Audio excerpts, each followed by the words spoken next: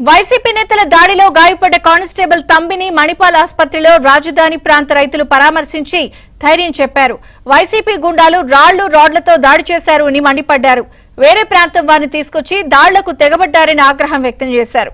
రాజధాని ప్రాంతంలో అభివృద్ధిని చూసి ఓర్వలేక నాశనం చేసేందుకు మరోసారి ప్రయత్నిస్తున్నారు అని విమర్శించారు. ఇలాంటి ఘటనలు మరోసారి పునరావృతం అయితే తగిన రీతిలో బుద్ధి చెప్తామని హెచ్చరించారు. గత ప్రభుత్వం 5 ఏళ్లు పాలించింది, రాష్ట్రం మీద పడింది అతి దారుణంగా. అదే నాయకులు వచ్చి వాళ్ళ రాజధాని మీద పడ్డారు. మా కళ్ళారా చూసామండి. కోడిగుడ్డులు, రాళ్లు, పెద్ద పెద్ద రాళ్లతో వచ్చి తెగబడ్డారు. కార్లు వేసుకొచ్చి పోలీసులు ఆపుతున్నారు, అయినా ఆగట్లేదు. ఒక పక్కన స్వయంగా రైతులు మాకు వద్దు బాబు అని ఫ్లేగార్డులు చూపిస్తుంటే రాళ్లతో కర్రలతో పడి వాళ్ళ మీద దారుణంగా విచక్షణారహితంగా దాడి చేశారు. మేము కళ్ళారా చూసామండి. ఈ క్రమంలో కానిస్టేబుల్ కి గాయం అవటం, తృప్తిలో తప్పిందండి అతనికి ప్రాణాపాయం. నవరగంతుని పగలటం హఠాత్తున ఆయన మేము హాస్పిటల్కి తీసుకెళ్ళమని మేము ఆ పోలీసు వాళ్ళకి కూడా చెప్పాము. మణిపాల్కి వచ్చామండి, ఆయన పరామర్శించాము. తృప్తిలో ఆయన ప్రాణాపాయం తగ్గింది. కానీ మేము కూడా మా సార్కి చెప్తాము, ఆయన వైద్య నిమిత్తం ఖర్చులన్నీ కూడా మేమే భరాయిస్తాము. ఆయన కూడా ఆరోగ్యంగా ఉండాలని మేము మనస్ఫూర్తి మేము అందరం కూడా కోరుకుంటున్నామండి. ఇది మాత్రం దారుణంగా ఖండిస్తామండి.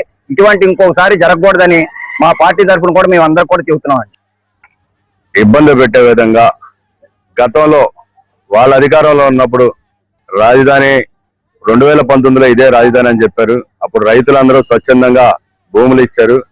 మళ్ళీ ఇప్పుడు 5 సంవత్సరాలు మీ గవర్నమెంట్ ఉన్నప్పుడు రాజధాని కాదు శ్మశానం అన్నారు, 3 రాజధానులు అన్నారు, ఇప్పుడు మావిగాని అంటున్నారు.